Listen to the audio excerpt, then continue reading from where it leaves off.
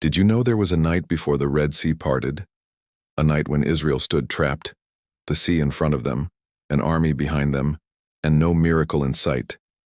It was the longest night, before the greatest deliverance. They could still see the dust from Pharaoh's chariots rising in the distance, the roar of horses echoing through the desert night. Mothers clutched their children. Men stood by the shore staring at an ocean they couldn't cross. Moses, the man who led them this far, stood silently, eyes fixed on the waves. He had seen God turn rivers to blood, split nations apart, and shatter Egypt's pride. But this time there was no command, no sign, just water. And the army was closing in. People began to whisper, then shout, "Why did you bring us out here to die? At least in Egypt we had food. Moses, what have you done?" Fear always sounds like logic when faith feels late. The people cried out, but Moses stayed still. Somewhere inside that silence, he remembered God's promise, "I will be with you." He didn't know how God would move, but he refused to believe this was the end of the story. As darkness deepened, the angel of the Lord moved behind them, a wall of fire between Israel and Egypt. The people still couldn't see the way out, but God had already placed protection behind them.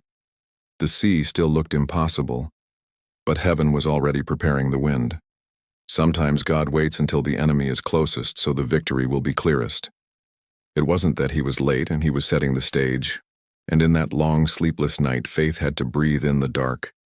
Then morning came, and with it, a command. "Lift up your staff and stretch out your hand over the sea." Moses obeyed.